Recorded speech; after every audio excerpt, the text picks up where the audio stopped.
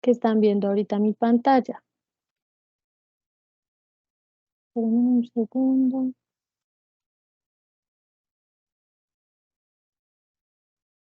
¿Listo? Sí, ¿Ahí la señora. pueden ver?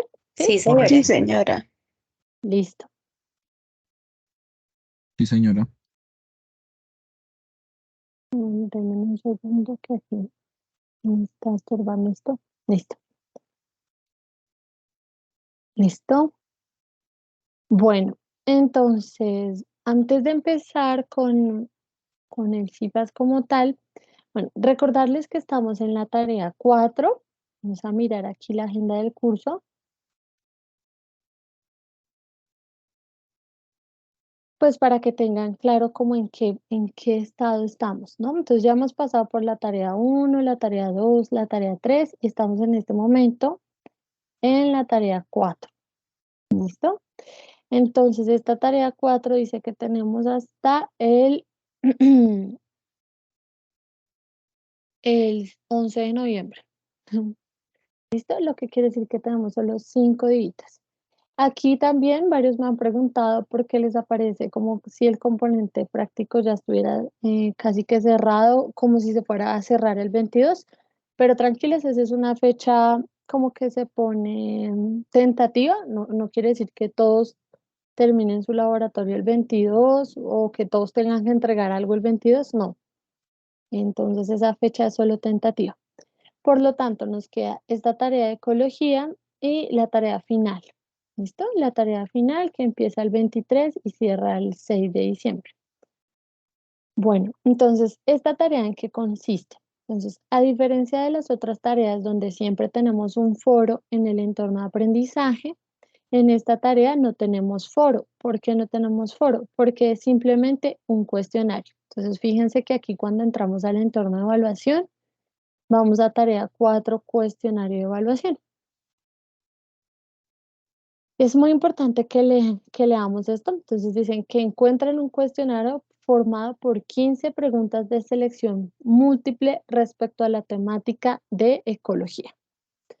Nos dan aquí una lectura recomendada para leerla. Hay que decir que la lectura es cortita, sirve mucho, pero muchas de las temáticas que les van a aparecer en el cuestionario no todas se encuentran en la lectura.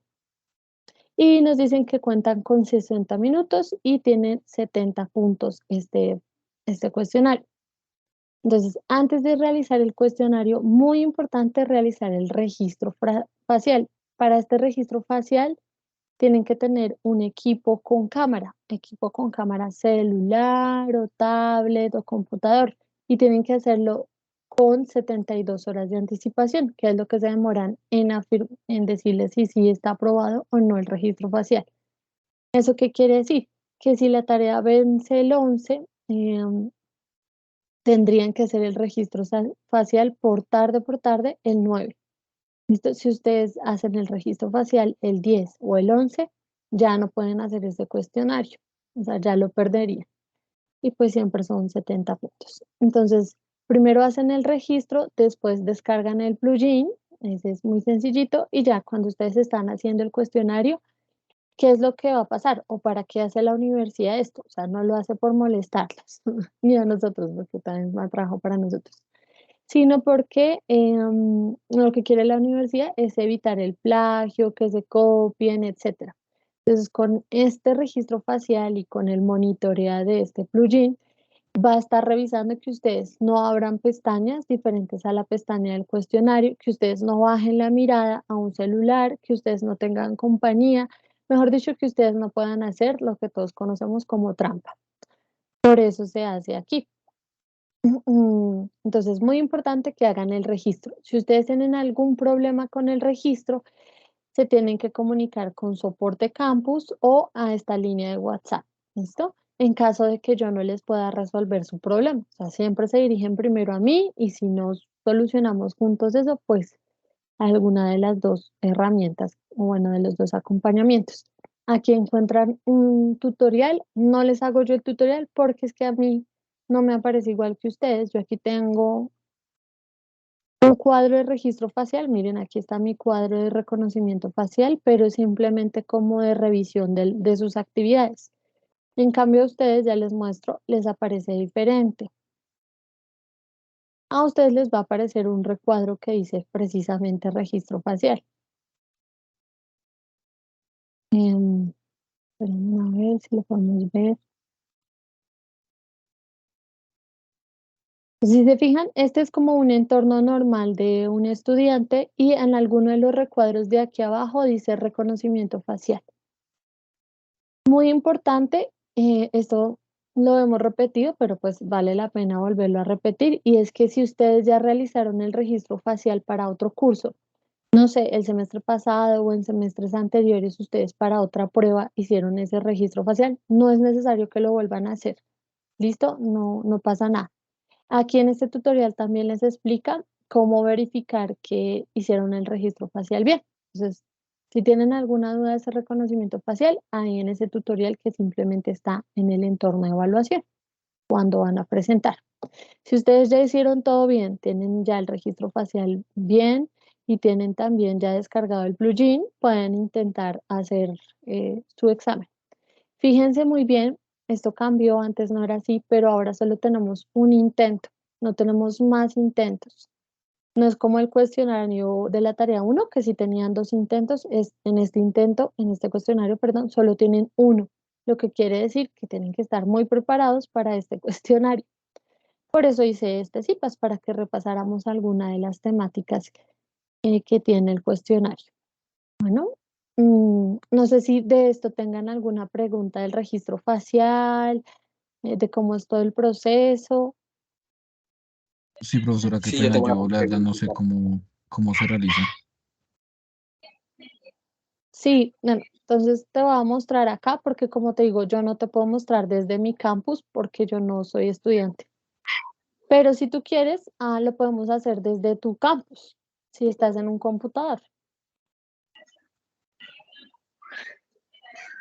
Si no, no hay problema, miramos aquí el tutorial, porque como les digo, como yo soy docente, no me aparece el campus como les aparece a ustedes, pero podemos ver aquí cómo se hace.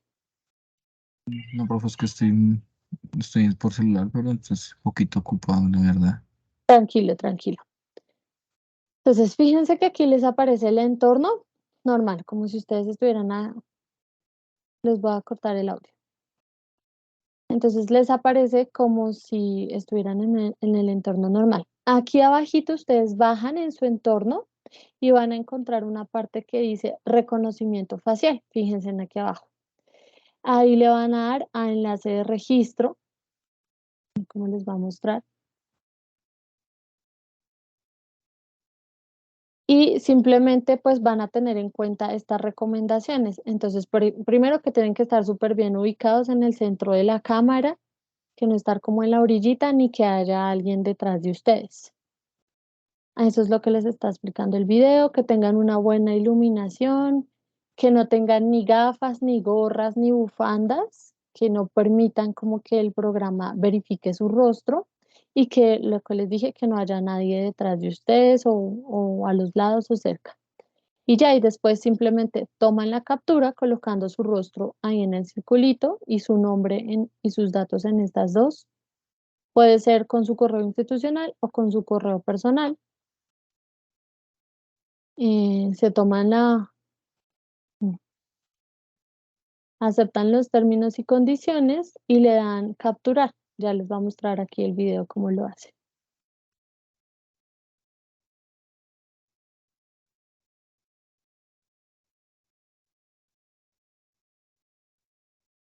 Miren que en este caso, por ejemplo, él tenía unos audífonos, pero igual les leyó la imagen. ¿Listo? Verifiquen siempre que su navegador tiene, como tiene permitido el uso de la cámara. A veces a ustedes les niega la foto, ni siquiera se las deja tomar porque el navegador no tiene permisos de la cámara, entonces verifican eso. Y aquí simplemente es para descargar el plugin. Después de que terminan el registro, se les da la posibilidad de descargar el plugin. Em, Cuando ya lo descargan, pues le dan siguiente y terminar. ¿Listo? Ahí les dice registro realizado correctamente. Entonces, digamos que Ya una vez ustedes hacen el registro, verifican a ver si sí les quedó bien el registro en estado del registro, en esa casillita donde estábamos anteriormente. Y si les dice que sí, pues listo, ustedes ya pueden presentar su examen.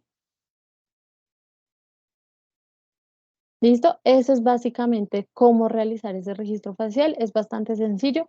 A veces algunos tienen dificultades, pero es por lo que les digo. Yo he notado con varios que es porque el navegador no tiene permiso de la cámara, entonces cuando van a tomar la foto simplemente ni les aparece la cámara. ¿Listo? Tanto en el celular como en el computador donde vayan Una, a hacer el registro.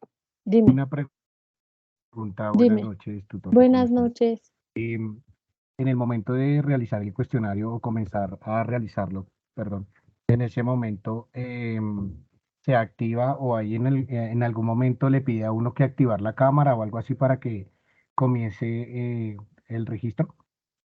Sí, ya una vez tú terminas ¿tu qué? Tu registro facial, cuando vas a hacer la prueba, automáticamente, y también te lo solicita el plugin, te pide como que des autorización para la cámara y para que funcione.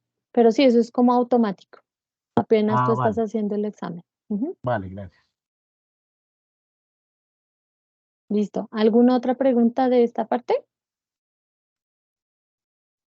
Profe, disculpe, apenas uno realiza el registro facial y pues ya uno lo autoricen, ¿empieza de una vez el cuestionario o uno lo No. tiene que iniciar?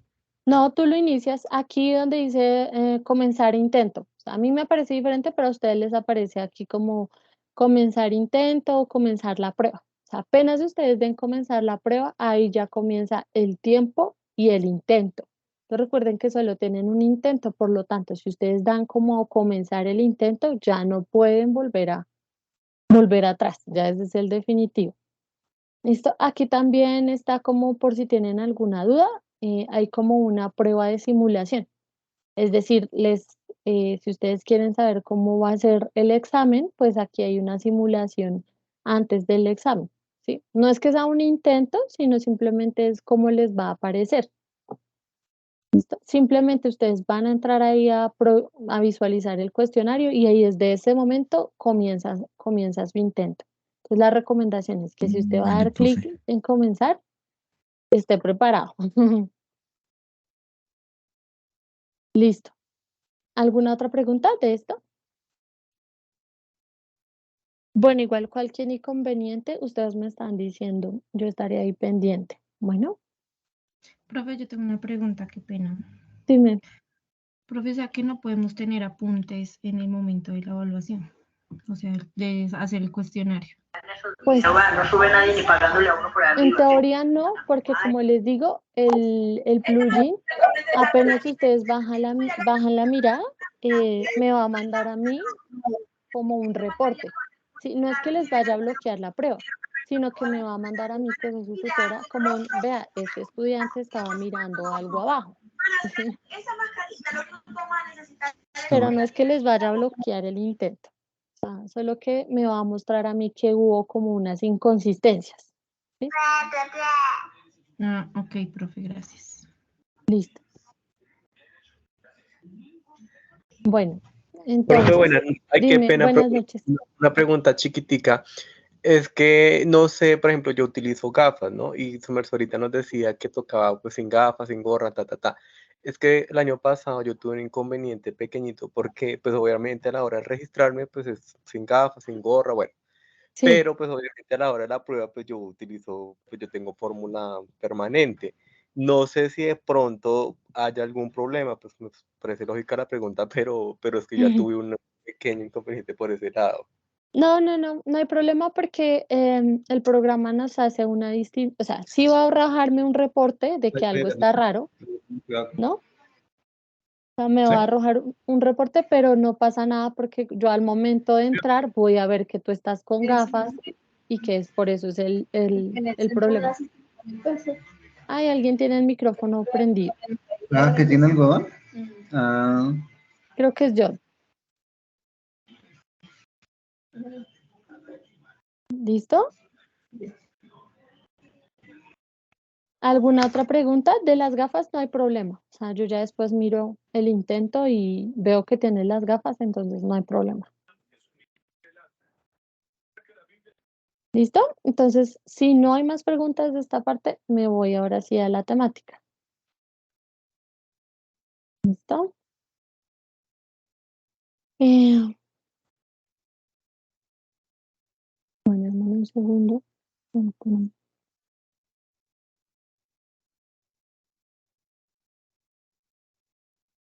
Listo. Bueno, entonces vamos a trabajar, como les dije, todas las temáticas que tocan en el cuestionario.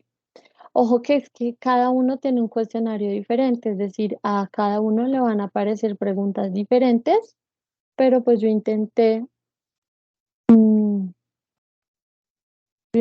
¿qué? Yo intenté como reunir todas las temáticas en general para ayudarles. Listo.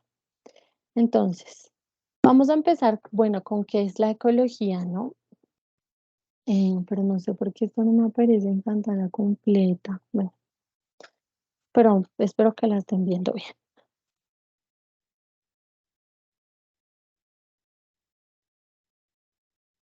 Y denme un segundo. Bueno, entonces dime, cuéntame. ¿Esto queda grabado? Sí, claro, yo ya ¿Y la dónde estoy grabando. envías la grabación?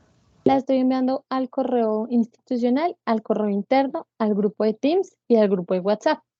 Ah, ok, vale, listo, gracias. Listo. Bueno, entonces, ¿qué es la ecología? La ecología es una ciencia, ¿listo? Que va a estudiar las relaciones e interacciones de los seres vivos entre sí y con el entorno. Es muy importante que sepamos que, bueno, ya sabemos que la biología estudia todo lo que tiene que ver con los seres vivos. Pues la ecología se va a encargar específicamente de la parte de las relaciones e interacciones de los seres vivos y de todo lo demás. Entonces, según esta definición, ¿cuál sería la imagen que mejor representa esa definición de la ecología? ¿La 1, la 2 o la 3? Pues según. La 2. La 1. La 2. La 2. La 2. Listo. uno. Sí, efectivamente, la 2. ¿Listo? La 2. ¿Por qué? Porque aquí vamos a ver que tenemos más que hablar sobre ecología. Estamos viendo un bombillito, una bolsita como de reciclaje y ya vamos a ir adelante a explicar que esto más que ecología es ecologismo o ambientalismo. Y esto es lo mismo, ¿vieron? Aquí como en los vehículos eléctricos, las bolsas, bueno, bla, bla, bla. Entonces, la que se corresponde con la definición, que es simplemente el estudio de las interacciones y relaciones de los seres vivos, es esta, ¿no? La 2. Y bueno, ¿qué nos quiere decir esta imagen? Que participemos en luchas ambientales, no, porque no es lo mismo ser ecólogos que ser ecologistas. Bueno, entonces esto es lo que les venía hablando y es que una cosa es la ecología como ciencia y otra cosa es el ecologismo o ambientalismo, que son movimientos sociales. ¿Listo? Una cosa es la defensa y protección del ambiente y otra cosa es el estudio biológico de los seres vivos y sus interacciones. Entonces se suele mucho confundir, pues porque tradicionalmente lo ecológico se relaciona más bien con lo que tiene que ver con esa lucha social por el ambiente. Pero en ciencia es otra cosa totalmente diferente. Y bueno, como ciencia, pues la ecología se nutre de otras que son, por ejemplo, la biogeografía, que se encarga de estudiar la locación y el hábitat de las especies y por qué se localizan en esos hábitats. La física y la química, pues que siempre están en todo. La geología con la historia de la Tierra y de los seres vivos, entre muchas otras. Listo. Y aquí vamos a ver, creo que ya en otras sesiones, en otros CIPAS hemos hablado de estos niveles de organización, que vamos de lo más chiquito, que son las partículas subatómicas, hasta ahora conocido, ¿no? Seguido por el átomo, que sería el conjunto de esas partículas, y así cada cada uno es el conjunto del anterior. Entonces, por ejemplo, los órganos son el conjunto de tejidos, ¿cierto? Y los sistemas son el conjunto de órganos. Por lo tanto, nosotros los organismos somos el conjunto de diferentes sistemas. La ecología se va a encargar más o menos de, a ver, esta parte. ¿Listo? Entonces se va a encargar del estudio de poblaciones, comunidades, ecosistemas y biosfera. ¿Listo? Entonces, ¿qué es una población? El conjunto de organismos. Una población es el conjunto de organismos de una sola especie. Una comunidad es el conjunto de poblaciones. O sea, el conjunto de diferentes especies me va a formar una comunidad. Un ecosistema es el conjunto de comunidades más el entorno. Y la biosfera es todo el planeta Tierra. A partir de ahora, como siempre, vamos a empezar a hablar de un montón de conceptos. Si se pierden, me dicen. Bueno, entonces hay algo que se llama teoría de sistemas. De pronto los que estudian sistemas la conocen, de pronto o no. Resulta que hay tres tipos de sistemas. Un sistema cerrado, un sistema aislado y un sistema abierto. Un sistema es un conjunto de elementos. ¿Sí? Resulta que en un conjunto de sistema cerrado vamos a tener que entra energía, ¿listo?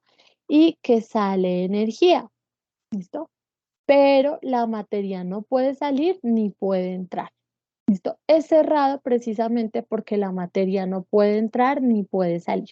Está cerrado a la materia, pero sí entra energía. Listo, un sistema abierto. Entonces tenemos que en el sistema abierto hay tanto entrada como salida de energía y también hay entrada y salida de materia. ¿No? Y el sistema aislado es donde no hay ni entrada ni salida ni de materia ni de energía. Fijémonos que el aislado es diferente al cerrado. En el cerrado por lo menos entra energía, pero en el aislado no entra ni sale ninguna de las dos. ¿Listo? ¿Esto por qué lo explicamos? Porque vamos a mirar, ay, eso no se entiende. Bueno, un sistema que es el que estudiamos aquí en ecología, que es el ecosistema. ¿Listo? Un ecosistema es un sistema biológico funcional en el que hay intercambio de materia y de energía. ¿Listo? Ese intercambio de materia y de energía se da entre los seres vivos y el entorno. A ver, espera, no. Entonces, sabiendo esto, bueno, me faltó decir que en este ecosistema, ¿qué tipo de sistema sería? Si es un sistema abierto, un sistema cerrado o un sistema aislado. Miremos. Sistema abierto. Abierto. Efectivamente sería un sistema abierto porque hay intercambio de materia y de energía. ¿Listo? Y ahora vamos a mirar cuál de las siguientes imágenes representa mejor la definición de ecosistema. La 2. La número 2, profe. La 2. La 2, ¿cierto? Creo que estas se las puse muy fácil, ¿no? ¿Por qué? Porque simplemente obtenemos aquí, es muy claro el gráfico, como de la alimentación del uno y el otro y del sol vamos a obtener energía y esa energía como pasa a los diferentes seres vivos e incluso al suelo. Bueno, entonces vamos a mirar que los ecosistemas, como son sistemas, tienen unos elementos, ¿no? Y van a tener unos elementos vivos, ¿listo? Que se llaman biocenosis, y los elementos, digamos, no vivos o que anteriormente en el colegio nos los enseñaban como elementos bióticos y elementos abióticos, pero pues eso ya cambió y ya cambió el nombre. Entonces ahora son biocenosis, que son todos los seres vivos, y el biotopo, que va a ser todo donde se encuentran los seres vivos. Entonces ahí encontramos el viento, la tierra, la lluvia, las piedras, la energía solar, todos aquellos elementos no vivos con los que los seres vivos tengan contacto. ¿Listo?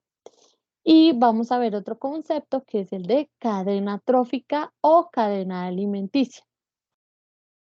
Listo. ¿Qué es eso? Eso es lo que les hablaba de cómo la energía se distribuye por el ecosistema. ¿Listo?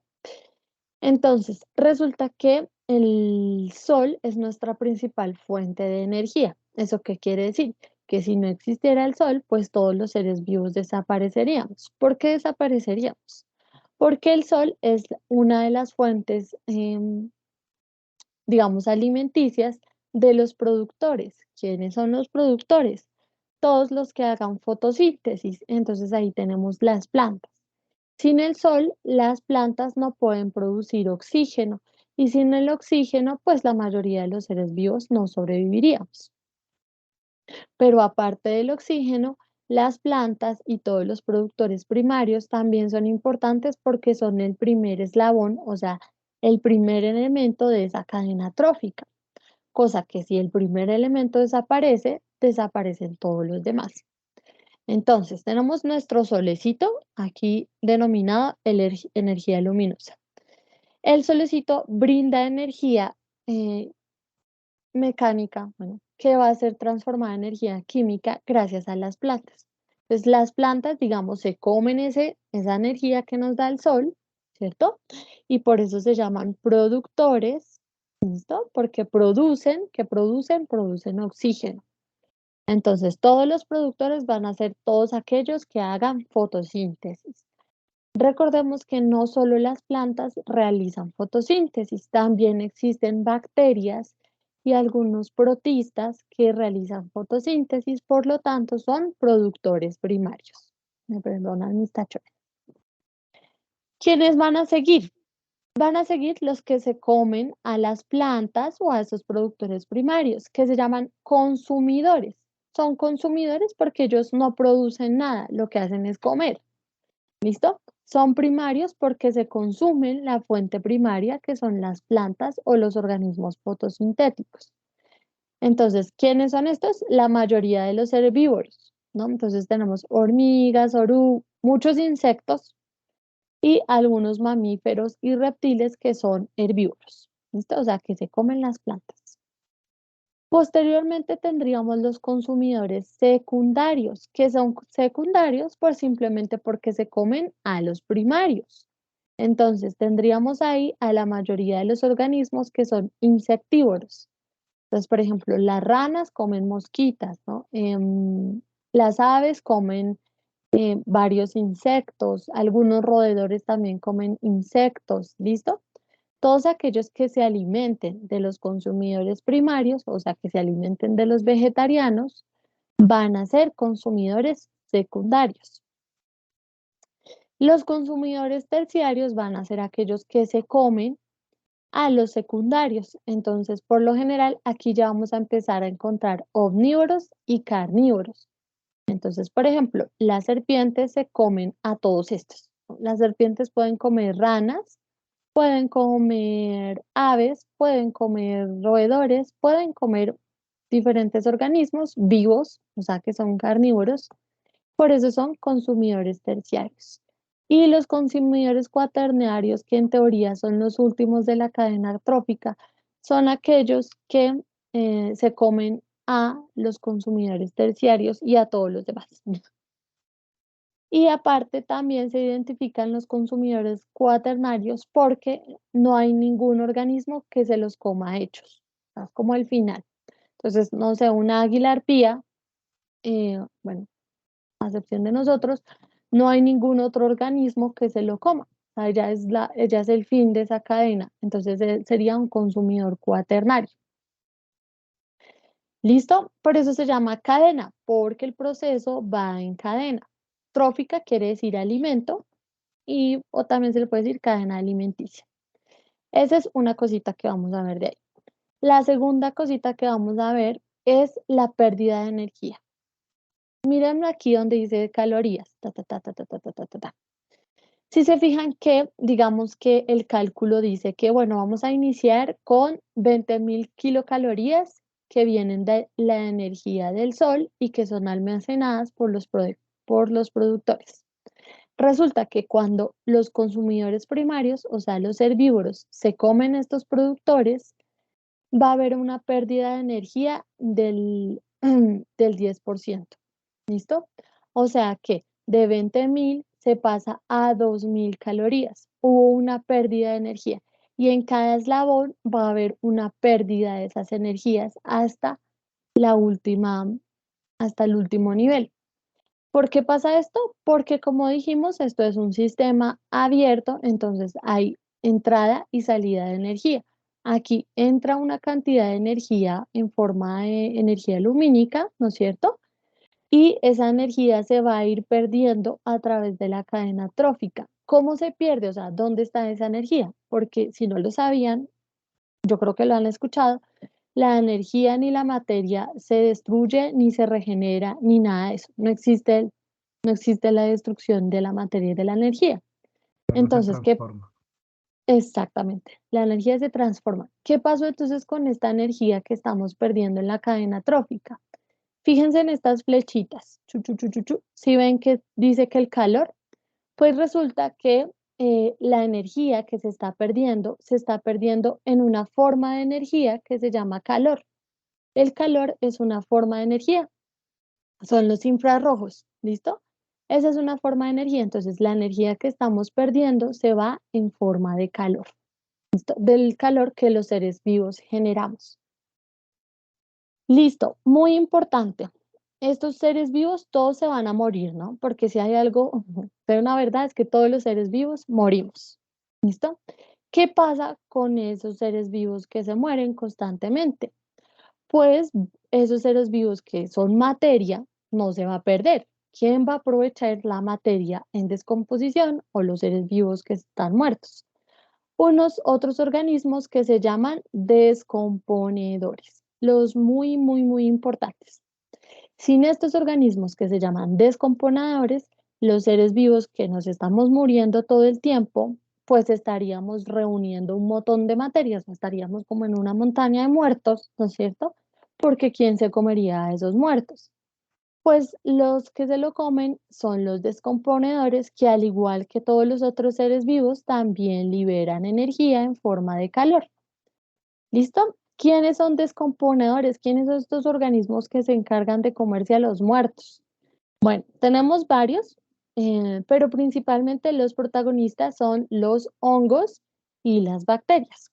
Entonces, la mayoría de los hongos son descomponedores, comen materia orgánica en descomposición. Entonces, por ejemplo, muchos hemos visto las setas o los champiñoncitos saliendo del pasto y esos se están comiendo ahí un pedacito de madera, o sea, de planta que se estaba muriendo, o de un bichito que se estaba muriendo y salió ahí, ¿listo? Entonces, principales descomponedores, hongos y bacterias. Y así se forma toda la cadena de la vida. Bueno, entonces resulta que hay dos conceptos que a veces se mezclan. Uno es el de red y otro es el de cadena trófica. ¿Listo? La red hace referencia a todas las cadenas tróficas. Me explico. Entonces, por ejemplo, aquí tenemos una cadena trófica. Entonces, empezamos con nuestra planta, que en este caso se llama la madreselva, que se la come el ratón de campo y ese ratón de campo se la come un zorro. ¿Listo? En cada ecosistema, por ejemplo, si yo quiero ir a mirar el humedal La Conejera, ¿cierto? Ese es un ecosistema. En cada ecosistema se forman diferentes cadenas tróficas. Por ejemplo, un búho de la conejera puede comer una serpiente sabanera, ¿cierto? Y esa serpiente sabanera puede comer unos cucarrones. Y esos cucarroncitos, por ejemplo, se pueden comer las plantas que hay en el humedal. Si se fijan, en cada ecosistema hay cadenas tróficas. Hay muchas cadenas tróficas. Esa es una. Se puede formar otra cadena trófica con las aves del humedal que se comen, por ejemplo, los insectos del humedal y así. O sea, se pueden establecer muchas cadenas tróficas. La reunión de todas esas cadenas tróficas se les llama red trófica o red alimentaria. ¿Listo? Fíjense que aquí tenemos muchos organismos participando al mismo tiempo y entre ellos se comen todos entre ellos. ¿Listo? Cuando yo me refiero a solo si bien a una sola dirección, eso es una cadena, pero cuando yo estoy haciendo así como una red de interacciones, eso ya como es muy evidente que va a ser una red trófica o red alimentaria. Eso lo digo porque en un momento hay una pregunta que les va a preguntar esto.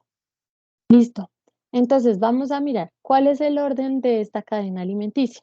¿Quién sería el primero? O sea, el productor. El águila.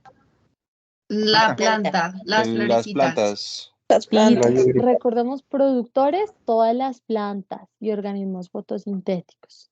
Listo. Ahora, ¿quién se va a comer a esas plantas? El bichito. El grillo. Como El el grillo. bicho. El insecto. bichito. El grillo. Los insectos. Exacto. Ujú. ¿Quién se va a comer a ese El grillito? sapito. El El sapo. sapo. Los sapitos, sí. Sapo. Listo. ¿Y quién se va a comer al sapo? El águila. La El águila. águila. Bueno, entonces, aquí está fácil, ¿no? Esta es productora. ¿Listo? El que se come al productor se llama consumidor primario. El que se come al consumidor primario se llama consumidor secundario y el que se come al consumidor secundario, consumidor terciario. ¿Listo?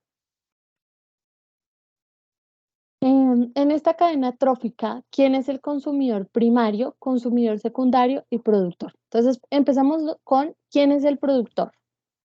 La planta. La planta. Sí, que en este caso es como un agave. Listo. Productor. ¿Quién es el consumidor primario? El El grillito. grillo. Yo. Ujú. ¿Quién es el consumidor secundario? La lagartija. Salamandra. La Lagartija. lagartija. Sí. Y en este caso, por ejemplo, ¿qué sería el lince? Es un lince. El cuarto. Muy bien, exactamente. Porque tenemos que la salamandra o salamandra, sí, es un Lagartija. consumidor secundario o lagartija, es un consumidor secundario y nuestra serpiente sería la terciaria, por lo tanto el lince es el cuaternario. Listo, vamos a pasar a otro tema. ¿Listo? Ya sabiendo que tienen bien claro lo de la cadena, porque es así fijo les va a salir una pregunta de esas. Bueno, vamos a hablar sobre relaciones ecológicas. Entonces, resulta que en ecología van a haber diferentes tipos de relaciones. Unas que se llaman interespecíficas. Inter son entre diferentes especies. Entonces, por eso les coloqué yo aquí una abejita, una mariposa y una serpiente. Y las relaciones intraespecíficas, que son aquellas que se dan entre los individuos de la misma especie. Listo, entonces yo les di aquí un ejemplo, con un ejemplo les expliqué todas. ¿Listo? Las interespecíficas. Recordemos que las interespecíficas, que son a las que vamos a hacer énfasis, ¿listo? Son aquellas que se dan entre individuos de diferentes especies. Van a haber 3 tipos de relaciones interespecíficas. ¿Listo? Con mi ejemplito, en este caso yo de ejemplo cogí al búfalo africano. ¿Listo? Entonces, este es nuestro búfalo africano. El búfalo africano puede tener diferentes tipos de relaciones con diferentes organismos. La primera, lamentable, es la depredación. ¿Listo? El búfalo puede ser presa del león africano. ¿Listo? Entonces, ¿cómo se relaciona el búfalo con el león? En una relación que se llama depredación, que es cuando una especie caza a la otra. Otra relación que podemos tener entre especies del búfalo es, por ejemplo, con la cebra. Entonces, el búfalo es un herbívoro, es un rumiante, entonces se alimenta de pasto. La cebrita también se alimenta de pasto. Entonces, ¿eso qué hace? Que entre ellos dos se genera una relación que se llama competencia, que es cuando dos especies usan el mismo recurso. En este caso, ¿cuál es el recurso? El pasto. Los dos están comiendo pasto. Entonces, si hubiera muy poquito pasto, supongamos que hubiera una sección chiquitica de pasto, ¿no es cierto?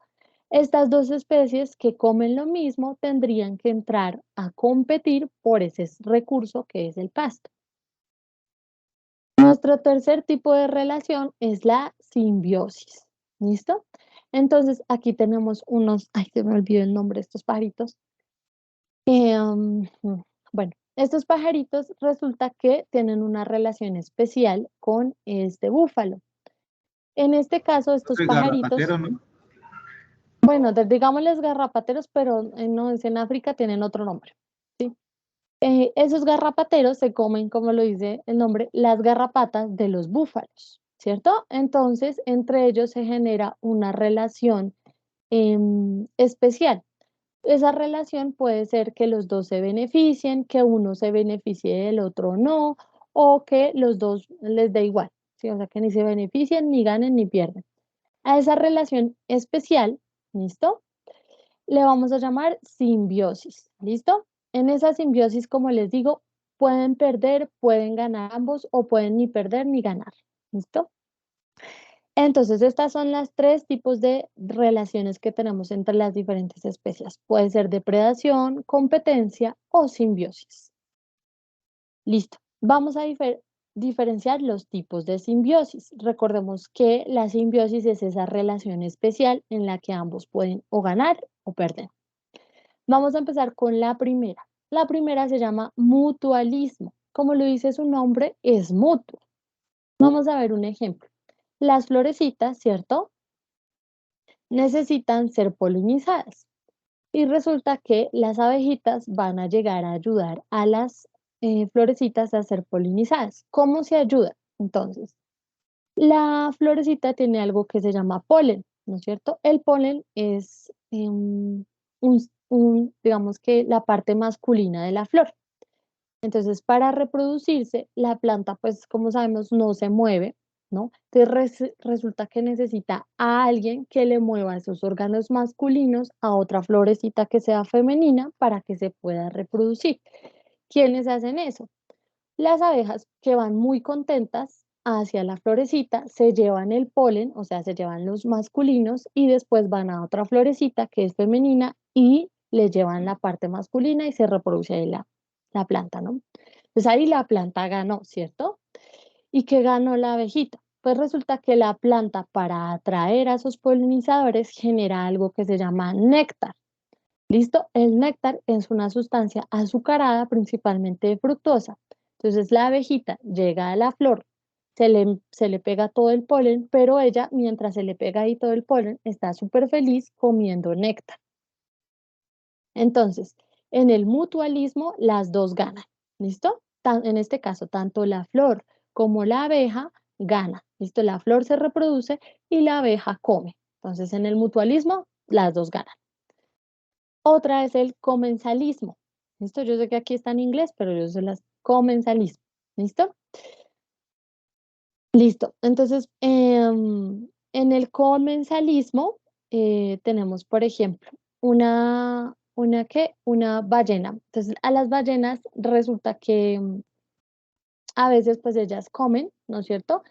Y se les quedan como unos residuos en sus dientecitos, ¿sí? Entonces, para que alguien, para limpiar eso, digamos, entre comillas, limpiar, se les pegan estos que se llaman los vernáculos, que son como, a veces a las ballenas se les ven como unas piedritas, como en la cara o cerca de la boca. Esos son vernáculos. ¿Y qué hacen los vernáculos? Simplemente cada vez que la ballena come, ellos aprovechan y se comen lo que la ballena va dejando, ¿sí? Entonces, resulta que en esta relación uno se beneficia, en este caso los vernáculos, ¿no? Porque gracias a las ballenas comen, ¿no es cierto? Y el otro ni se beneficia ni pierde. O sea, a la ballena le da igual. Ella come tanto que pues que la presencia de ellos pues es como si nada, ¿sí? Entonces, ella ni pierde ni gana, o sea, le da igual. En cambio, el vernáculo gana. Entonces, en el comensalismo, uno gana y el otro pierde. Perdón, y el otro ni gana ni pierde. O sea, da igual. Nuestra última es el parasitismo. ¿Listo? Esta es la más fácil de todas, ¿no? El parasitismo es muy sencillito. Tenemos una especie, en este caso, por ejemplo, una garrapata o una pulga o un piojo. ¿Listo? Estos organismos van a ir, por ejemplo, a un gatico, ¿cierto? Y en el gatico se van a ir consumiendo su sangre. Entonces resulta que esta especie se va a convertir en un parásito. ¿Y qué quiere decir un parásito? Un parásito es una especie que se beneficia de otro, pero el beneficio de esa especie o tenerlo ahí cuesta algo, o sea, el otro pierde. Por ejemplo, en este caso, ¿qué pierde el gatico? Sangre, pues no es mucha sangre, pero aparte de eso, las pulgas o las garrapatas o los piojos pueden transmitir muchas enfermedades. Entonces, se pueden enfermar de muchas cosas, eso lo puede generar una irritación. Bueno, entonces en el parasitismo, una gana el parásito, una pierde, que por lo general es el que lo hospeda. ¿Listo? Recordemos que parásitos, hay un mundo de parásitos, ¿no? No solo son las pulgas, garrapatas y piojos, sino que también tenemos todas las tenias, nematodos, mejor dicho, lo que hay en este mundo es parásitos. Entonces, uno se beneficia y el otro pierde. Esos son los tres tipos principales de simbiosis. Listo. Entonces, este ejercicio es para todos. Vamos a clasificar estas interacciones, estos ejemplitos que vemos aquí, según sean mutualismo, comensalismo, parasitismo o depredación. Depredación ya sabemos que no es un tipo de simbiosis, sino que es otro tipo de relación allá que se da entre las especies, pero ya sabemos en qué consiste, ¿no? Entonces, esta primerita, en donde tenemos a el lagarto que transporta al escorpión en su lomo y le brinda protección. ¿Qué tipo de relación sería? Mutualismo, Mutualismo. comensalismo, parasitismo o depredación. Mutualismo. Mutualismo. ¿Listo? Recordemos que en el mutualismo las dos se benefician. Comensalismo entonces, porque solo se beneficia el escorpión. Exacto. En este ejemplo, el que está, el lagarto pues lo lleva ahí como bulto, ¿no? O sea, ni se beneficia ni pierde, ¿no? Pero el que sí está muy agradecido es el escorpión. Entonces, como uno se beneficia, exacto, y el Es otro ni le va ni comensalismo. le viene, es comensalismo. ¿Listo? Entonces vamos a ponerle aquí comensalismo. Los otros, entonces aquí tenemos a los pájaros que aprovechan la seguridad que les brindan las ramas de los árboles. ¿Listo? ¿Esto qué sería? Los pájaros. Comensalismo. Comensalismo. Muy bien. Comensalismo. En este caso, los árboles ni les vienen ni nada, o sea, no les importa, pero las aves sí se benefician. ¿Listo? Tenemos muy fácil. Los mosquitos que se alimentan de la sangre de algún animal causando molestias o algunas enfermedades. Parasitismo. Parasitismo. Muy bien, parasitismo, sí. Hay ranas que protegen los huevos de las tarántulas a cambio de que las dejen vivir en su madriguera. Mutualismo. Mutualismo. Muy bien, mutualismo. La vaca pastando. Comensalismo. Depredación. Es Depredación, sí. depredación. ¿Listo? Es depredación. Listo. Las rémoras aprovechan a los tiburones para desplazarse por aguas ricas en nutrientes. Comensalismo. Comensalismo. Eso, comensalismo, sí. Las lombrices intestinales se alimentan robando los nutrientes de su huésped.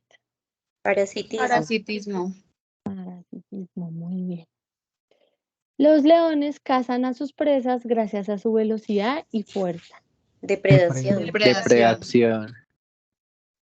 Listo. Los piojos y garrapatas que viven en el pelaje. Parasitismo. Parasitismo. Listo. Y las morenas, que son esas serpientes marinas, digamos, tienen grupos de camarones que se nutren mientras limpian sus dientes y su piel. Comensalismo. Comensalismo. Mutualismo. Mutualismo. Sí, este es mutualismo. ¿Por qué? Porque ambos se benefician. ¿Listo?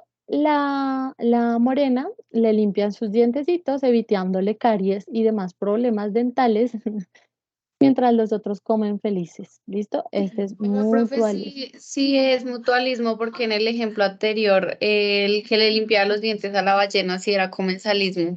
Ah, porque más que limpiarle los dientes a la ballena, es que ahí fue que de pronto yo no les dije muy bien, pero ellos lo que hacen es no limpiarle los dientes, sino que se pegan ahí a la ballena y todo lo que va saliendo de la ballena les cae a ellos. O sea que no tanto en las barbitas, sino que se hacen a los lados. Es como si fuera un tipo de larva. Profe, yo también pensaría, bueno, no sé, ahí cabe la duda, Sí, pero también podría generarse en los residuos en la ballena, podría generar algún tipo de enfermedad por bacterias, ¿no? O algo así. No sé si eh, también. no, es que, bueno, como les dije, fue un error mío porque yo estaba pensando en estos y les expliqué este y me confundí. Pero entonces los vernáculos se pegan como piedritas alrededor de la ballena, no en los dientes. Entonces, Ahí como no- no se pegan en los dientes, no, si fueran los dientes como en las morenas, pues les están limpiando los dientecitos, pero como se pegan a los lados y ellas cogen todo lo que les caiga ahí a los lados, pues no le está beneficiando en nada a la ballena. La ballena podría tirar la comida y eso caería por allá en otro lado, ¿no? o sea, Sin los que se beneficiarla. benefician solamente son ellos con la ballena, porque la ballena no tiene ningún tipo de Exactamente. beneficio. Exacto, como en el caso aquí que miramos de los tiburones. Muy parecido, prácticamente lo mismo, solo que uno es un tiburón y la otra es la ballena. Tutora, qué pena, Dime. pero creo que el compañero se refería a, y a mí también me queda la duda, estos vernáculos al pegarse a la piel de la ballena no le generan ningún tipo de malestar, es decir, no le No, daña la piel o no le genera, pues no sé, como lo que fuera en otras especies, hongos o alguna cosa así. no, funcionan como no les genera nada, funcionan como una chupita. De hecho, cuando la ballena se muere, por lo general el vernáculo, pues se zafa, ¿sí? O sea, como que él es una chupita, pero una chupita, una fuerza increíble. Y la chupita así como que se zafa y va y busca a otra ballena. Ah, Porque ok, estos animales gracias. también se adhieren a los barcos. Entonces, Sí, pues, sí, también son los que cuando uno está en el mar, como que ve, son similares, son como parientes. Cuando uno está en el mar, ve en las rocas como unas cositas pegadas, esos son como unos familiares de los vernáculos. Son parecidos. Gracias, Vale, tutora. profe, gracias. Bueno, bueno, ahora vamos con otro tema. Son muchos temas. Este es el de biodiversidad. Bueno, este tema es chévere también. Entonces, la biodiversidad, todos hemos escuchado esta palabra, ¿no es cierto? Es en biología y en ecología el número, la variedad y variabilidad de los organismos. O sea, es un concepto de estadístico o numérico, etcétera, que utilizan los ecólogos para mirar el estado de los ecosistemas. Entonces, para mirar el estado de los ecosistemas, ellos miran cuántas especies hay, la variedad de especies y la variabilidad. El concepto de variabilidad puede ser un poquito confuso porque puede decir, bueno, pero ¿qué es la variedad y qué es la variabilidad, no? Entonces, pues la variedad es las diferentes especies que hay, ¿no? Y la variabilidad se refiere al cambio de esas especies en el tiempo. Me explico. Por ejemplo, aquí en Colombia tenemos una gran variedad de especies de ranas, o sea, hay muchas especies de ranas, ¿cierto? Y, por ejemplo, en Ecuador también hay muchas especies de ranas, ¿sí? Pero entonces resulta que aquí en Colombia las ranas hace unos 100 años, listo, han ido cambiando mucho. Se ha detectado en sus genes y en la manera como se comportan, han cambiado mucho. En Ecuador no se ha visto que pase tanto eso. ¿Listo? Entonces, esa manera de cambiar como tan rápido se le llama variabilidad, es decir, al proceso evolutivo que está ocurriendo con las ranas o con otra especie. Entonces, la biodiversidad va a tener en cuenta el número, o sea, la cantidad, la variedad, o sea, las diferentes especies y la variabilidad, cómo van a cambiar esas especies en el tiempo. Por lo tanto, un territorio que es biodiverso es un territorio en el que yo encuentro muchos organismos, muchísimos, pero de diferentes especies y que han ido cambiando bastante con el tiempo.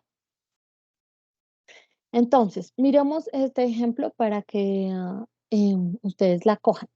Tenemos dos regiones, ¿cierto? La región A y la región B.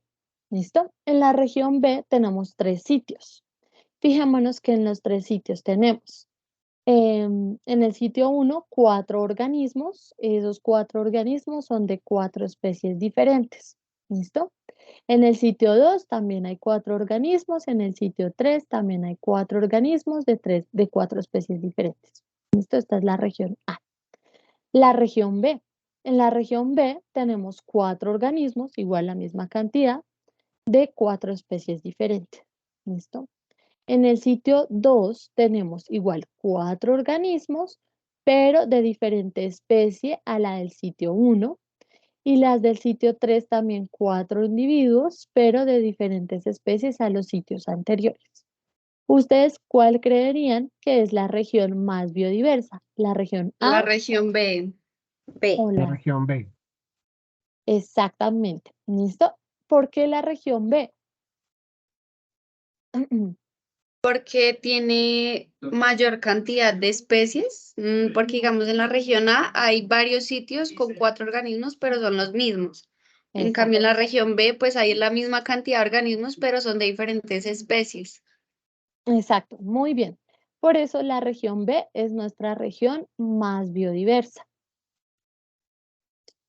Listo, entonces aquí les puse un mapita de la biodiversidad en el mundo. Fijémonos que haciendo un ranking con esos 3 aspectos que les mencioné que miden la biodiversidad, tenemos que el puesto número 1 es Brasil, ¿no es cierto? Con una que se considera la región más biodiversa, el país más biodiverso del mundo. ¿Eso qué quiere decir? Que en este país es en el que encontramos mayor número de organismos, mayor cantidad de especies y una mayor variabilidad, o sea, un mayor cambio de las especies en el tiempo. De número 2 tenemos nuestro querido país, ¿no? De número 3 tenemos Australia, ¿listo? Australia. Y el 4, Indonesia, profe, China. número 3. Ay, Doctora, sí, Indonesia. 3 es perdón. Indonesia. Sí, no, es que Perdón. Sí, el 3 es Indonesia. Yo sí dije, ven. Listo, Indonesia. Y el 4, China. Bueno, pero aquí quiero que nos fijemos en algo. Más que los países, cuando uno habla de biodiversidad, uno puede notar lo siguiente. Fíjense que las regiones más biodiversas se encuentran, ¿listo? En una franja, ¿listo? ¿Sí las ven? ¿Por qué estas partes no están? ¿Qué por pasa los con climas, esto? profe. Muy bien, listo. ¿Eso qué quiere decir? Que la región más biodiversa del mundo se llaman los trópicos, ¿listo?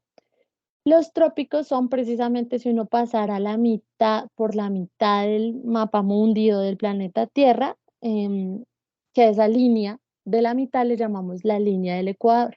Entonces, todos los países cercanos a la línea del Ecuador van a ser los países más biodiversos. Sin embargo, y a pesar de todo, miramos que, por ejemplo, en África no hay ningún país catalogado para ser más biodiverso. Y esto es porque en unos años seguramente lo fue, pero el mundo está cambiando y ya no solo dependemos, digamos, del Ecuador, de la línea del Ecuador, sino que hay otros fenómenos que han impactado la biodiversidad. Entonces, estos países probablemente hace unos años, unos 200, 300 años, sí estaban dentro de ese ranking mundial, pero por las acciones que han tomado los gobiernos y bla, bla, bla, etcétera, han salido de ese ranking. ¿Listo? Entonces recuerden, la región más biodiversa es los trópicos. Vamos con otros 2 conceptos. ¿Listo? Son 2 conceptos muy fáciles. Hábitat y nicho. Entonces, hábitat simplemente es el lugar donde vive una especie. Y el nicho es el papel que desempeña una especie en el ecosistema. ¿Listo? Vamos a mirar, por ejemplo, Si yo quiero decir cuál es el hábitat de la nutria, ¿listo? El hábitat de la nutria, o sea, el lugar físico donde vive. La nutria vive en un río, ¿listo? Entonces el hábitat es el río. Pero ¿cuál es el nicho de la nutria?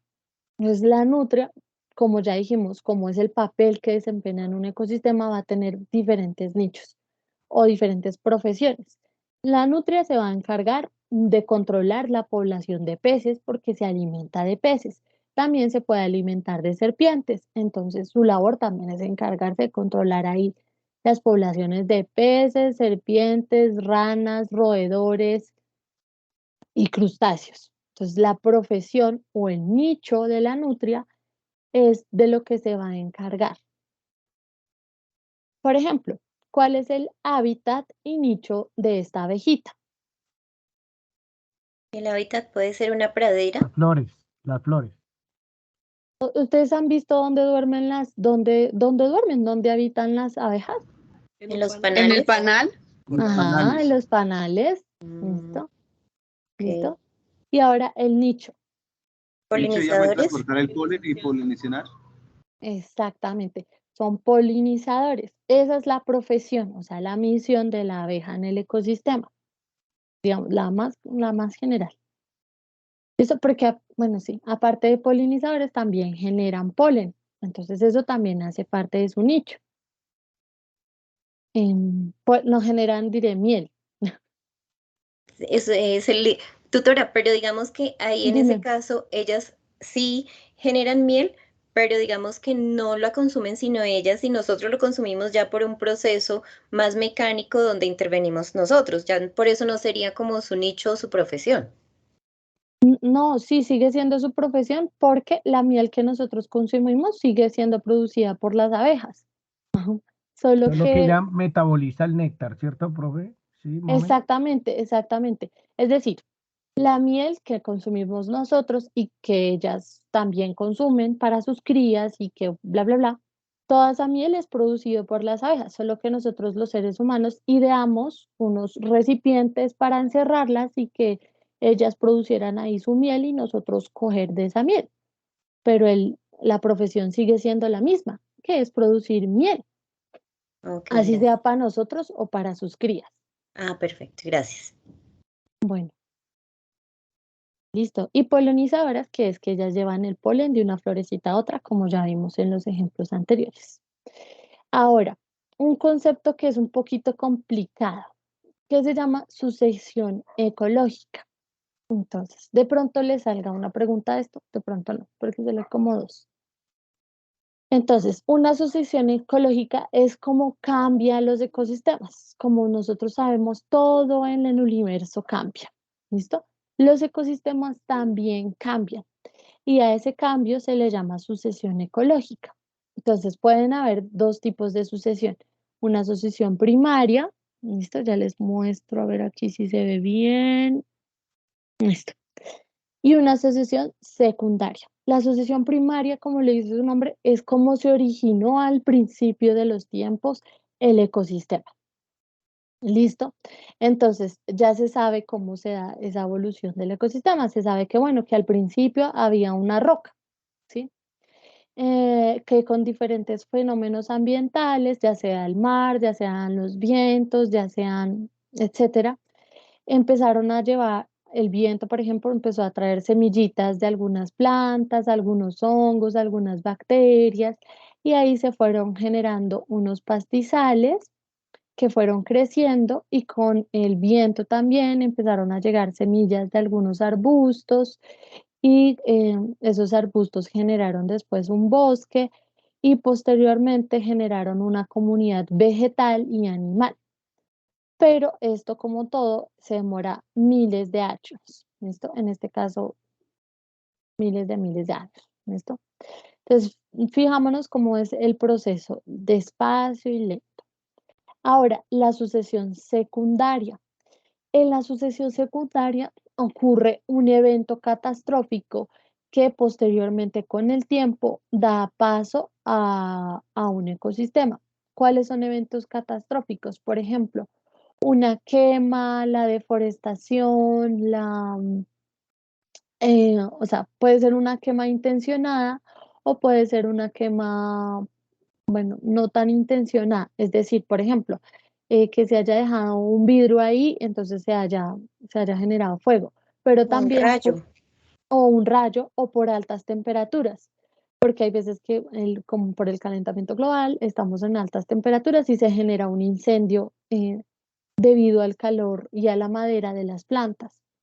¿Listo? Entonces, o un terremoto o una inundación, todos esos son eventos que dan paso a la sucesión secundaria. ¿Listo? En este sí tenemos los tiempos. Entonces, fijémonos que a los 0 años, pues no pasa nada, ¿no?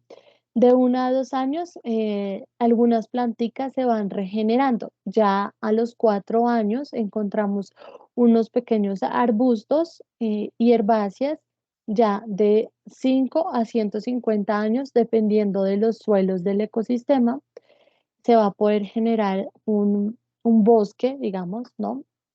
Y ya más de 150 años da paso a un bosque primario. ¿Listo? Con el paso de los años también crece el suelo, ¿listo? Recordemos que el suelo es fundamental, el estado del suelo es fundamental para la recuperación de los ecosistemas o en este caso la generación. Entonces, en la sucesión primaria es simplemente cómo se genera el ecosistema al principio. Y en la sucesión secundaria es cómo se genera el ecosistema a partir de un evento catastrófico. ¿Listo?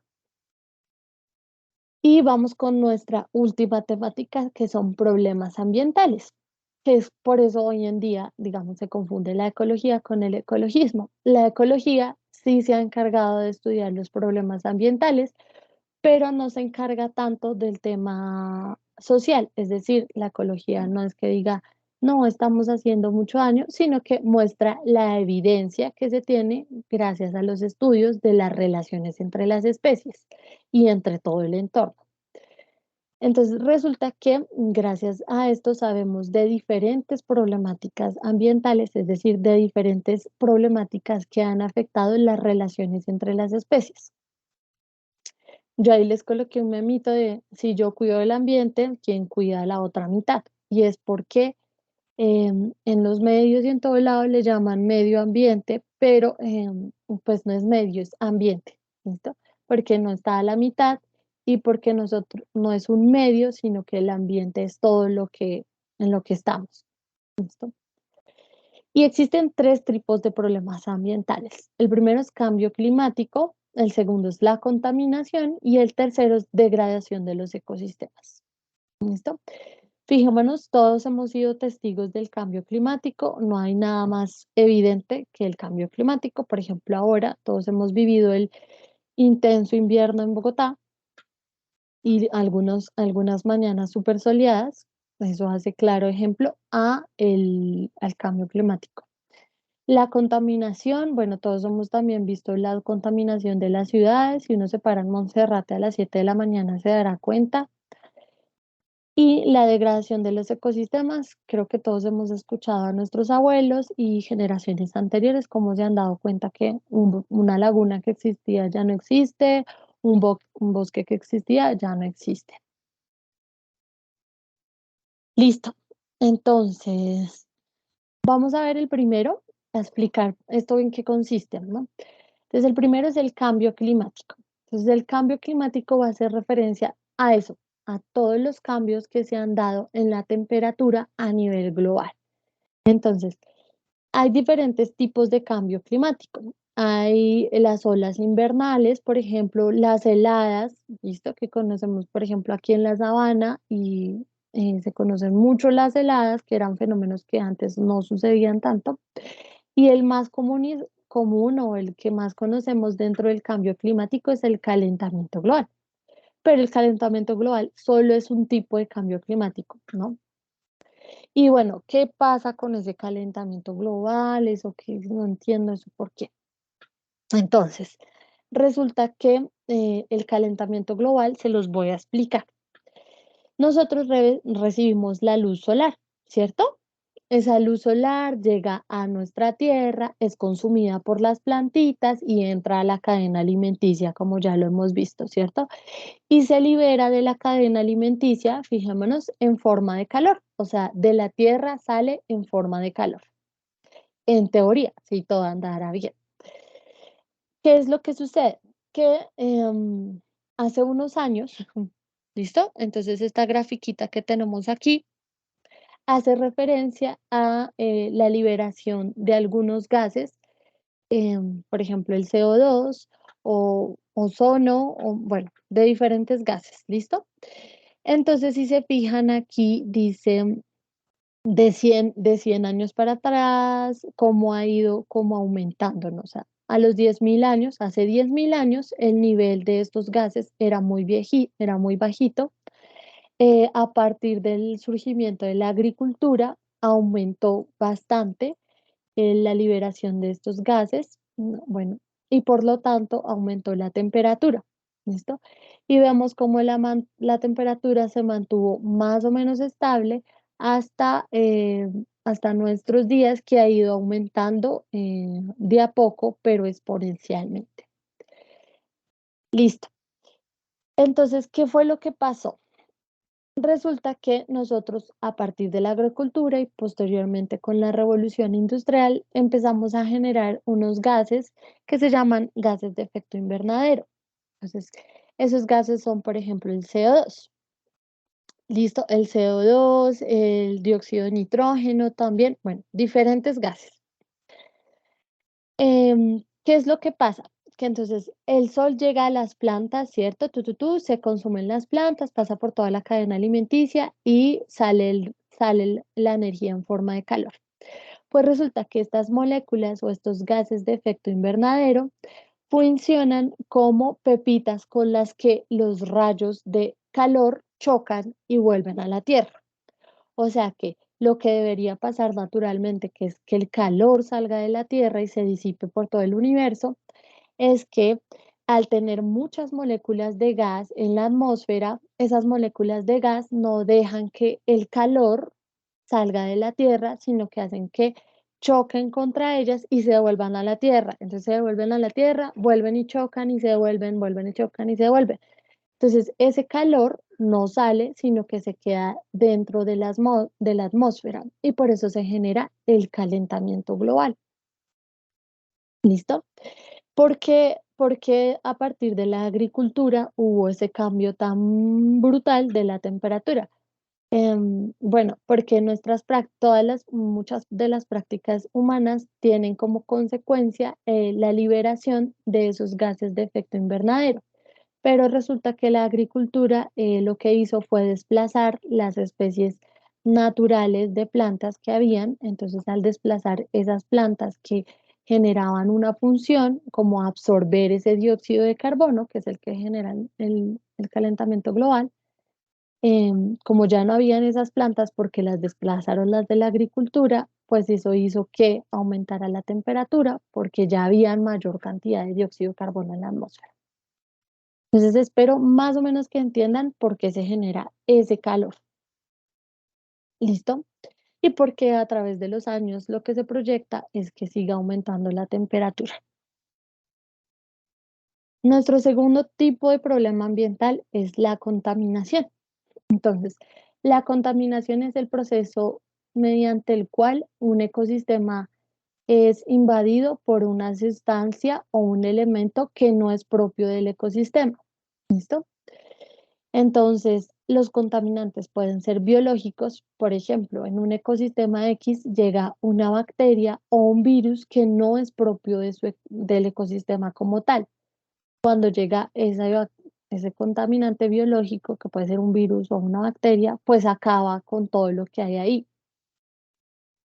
Pueden ser químicos como productos de limpieza, fertilizantes, etcétera, etcétera. O pueden ser físicos como el vidrio, el plástico, los pelos, bueno, etcétera. Y ustedes dirán, ay, pero ¿por qué el pelo es contaminante? Pues porque el pelo está formado por una molécula que prácticamente nunca se degrada. ¿Listo? Y vamos a tener diferentes tipos de contaminación. O sea, dependiendo de la fuente que se contamine, tenemos contaminación del aire, del agua, del suelo, bueno, la del ruido, que no nos afecta tanto a nosotros, pero sí a otras especies, etcétera. Entonces, la contaminación es cuando hay un elemento que no hace parte de ese ecosistema y que genera un cambio, una alteración. Y la tercera, que es la degradación de los ecosistemas. Hoy en día tenemos muchos factores de degradación del ecosistema. Coloqué aquí unos cuantos, como la ganadería. Entonces, fijémonos en esta grafiquita que hay aquí. Entonces, esto muestra las emisiones de gases de efecto invernadero y el uso de combustible fósil en los tres tipos como de uso del suelo, digamos. Entonces, fijémonos, este es el uso del suelo normal, hay animalitos normales, cebras, Em, Fijémonos que aquí hay unas altas emisiones de gases de efecto invernadero, ¿cierto? Pues porque muchos herbívoros liberan metano, que es una molécula, un gas de efecto invernadero. Y no hay nada de combustible fósil, ¿no? Porque pues aquí no hay máquinas, no, pues hay solo animales. La ganadería extensiva, que es cuando lo que se hace es limpiar todo un terreno donde antes había un bosque nativo, digamos un bosque que estaba ahí antes, y se mete ganado, ¿no es cierto? Entonces, cuando eso se le llama ganadería extensiva, la ganadería extensiva, fijémonos que tiene un poquito de menos emisiones de gases de efecto invernadero, pero obviamente si hay un uso del de combustible fósil. Y fijémonos en la agricultura intensiva. Agricultura es cuando se plantan plantas, ¿no? O sea, que en vez de ganado, yo lo que hago es meter un cultivo, pero solo meto un tipo de cultivo. Fijémonos que las emisiones de gases de efecto invernadero son bajitas, pero el uso de combustible fósil es altísimo. ¿Listo? Entonces, pues básicamente estas dos actividades, la ganadería y la agricultura, son unas de las principales actividades que degradan los ecosistemas. La agricultura, que ya les mencioné, entonces como que no la voy a repetir. La deforestación, bueno, pues todos hemos escuchado como, por ejemplo, en el Amazonas se da la deforestación, en donde se corta igual un bosque primario, un bosque, sí, nativo, puede ser para muchas cosas, puede ser para construcción, puede ser para minería, bueno, entonces, pero al corte de las especies, ya sea con maquinaria o con fuego o etcétera, a eso se le llama deforestación, a la pérdida de cobertura vegetal. Tráfico de especies, bueno, entonces aquí yo les puse una grafiquita de las principales especies aquí en Colombia, mm, que son como, que son como objeto del tráfico. Tenemos este que es el lorito pico rojo. Ay, tenemos varios monos, tortuguitas, las ranas, bueno, diferentes especies. Principalmente, si se fijan, la mayoría son las aves. ¿Listo? La mayoría de las especies que trafican son aves, seguidas de los mamíferos y reptiles. Entonces resulta que este es un problema grave porque al sacar una especie de su hábitat, estamos rompiendo la cadena trófica, ¿no? Entonces ya nosotros miramos que hay una cadena trófica, que cada organismo tiene una función en el ecosistema. Cuando se saca del ecosistema, eso genera una fractura en el ecosistema y por lo tanto una fractura en el intercambio de energía, en la generación de recursos, en otras especies que dependen de otras especies. Por eso, pues hay un alto trabajo en evitar el tráfico de especies. Pues esto hablando de términos ecológicos, de términos ambientales, pues bueno, ya sabemos que las especies viven en sus ambientes por una razón y lo mejor es siempre dejarlas en sus ambientes. Ya básicamente eso y listo, ya terminamos todas nuestras temáticas. recomendarles que hagan este simulacro que diseñé con preguntas más o menos similares a las que hay en el cuestionario. Antes de realizar el cuestionario, pueden realizar el simulacro y así se dan una idea de más o menos cómo les puede ir. ¿Listo? Si tienen alguna pregunta, pues ya les abro a ustedes la palabra. Profe, el simulacro que usted comenta está en la misma parte de para hacer la evaluación. No, no está. No está. La he enviado yo por Teams y la directora también por el correo interno. Ya se los envío por acá. Va a salirme aquí como de la presentación, que no sé cómo. Ya. Entonces ya se los voy a copiar y se los voy a pegar para que ustedes ahí realicen. Lo tengan guardado. Igual se los copio en el grupo de nuevo cuando les comparta la grabación. ¿Tienen alguna otra pregunta? Y ya les comparto la asistencia. Por favor, no se vayan sin firmar la asistencia, que es súper importante. Bueno, aunque esta asistencia, pues, como en esta actividad, yo no puedo generar un puntaje. ¿Ya se los copié? No.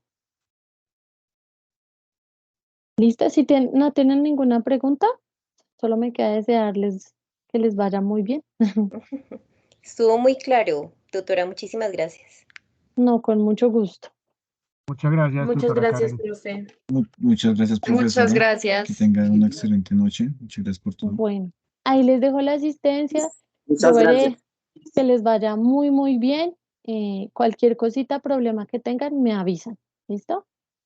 Gracias, tutora. Que Sí, señora, duerman muchas y gracias. descansen. Feliz noche. Chao.